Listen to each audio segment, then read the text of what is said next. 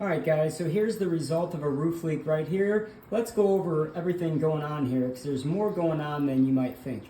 So first off, what happened? There was a weak area in the roof coating which allowed the water to come through the roof and inside the home. And so you gotta understand, guys, when water comes through a roof, there's some degree of salt in that water. As the water passes through the ceiling, it's also passing by the rebar. When the salt hits that rebar, due to its corrosive nature, it starts to deteriorate that rebar. So as an effect, your structural integrity of your roof has actually been affected because of this roof leak. So it's more serious than you may think. The other thing is, as soon as water gets inside of a house, there's a risk of mold. Mold is a nasty thing. It causes health issues, it causes respiratory issues, and so you want to get rid of any wet area inside the house as rapidly as possible.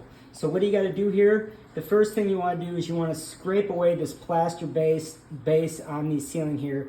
And you want, this is like probably a 1x1 affected area. I would scrape off the plaster in a 2x2 area to make sure you get rid of all of the affected area. So after that plaster is removed, then what you want to do is you want to coat the area with an antimicrobial, something like a Kills. That'll neutralize any mold and mold spores to make sure it doesn't continue to grow. After you've done that, then you have to fill in the area with new plaster. You got to wait for that plaster to dry. After the plaster is dry, you have to sand it to make sure you have a nice level surface. Once you've sanded it, you got to apply texture. You got to let that dry. Once you apply texture, you got to paint it. And the problem with painting a small area like a 2x2 area is the paint's not going to blend perfectly on the entire ceiling. So then you might have to paint the entire ceiling so it all blends and you don't have a little area that sticks out. And so my whole point here is that all that stuff adds up.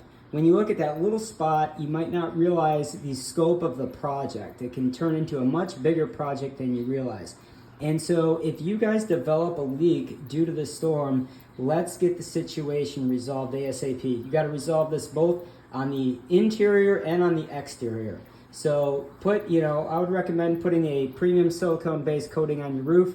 The acrylic stuff that is on most Puerto Rican structures has a short life, normally 3 to 5 years, where the silicone based stuff, the life is more like 15 or 20 years with a lifetime warranty. So give me a call, send me a DM. There should be a form in the description that you can fill out to get an appointment.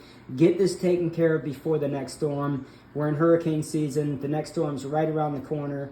And so you want to get this taken care of before that happens, or else this problem's just going to get bigger and bigger, and it's going to get out of control pretty rapidly. So get the exterior taken care of, get the inside taken care of as rapidly as possible before it turns into a more serious thing. Again, my name is Rob with Inventus here in Puerto Rico, and I've been in the roofing industry for 15 years. This is a great silicone-based roof coating, and if you give me a call now, we can get it applied before the next storm. You guys stay safe during the hurricane, and I hope to talk to you soon. Have a good day.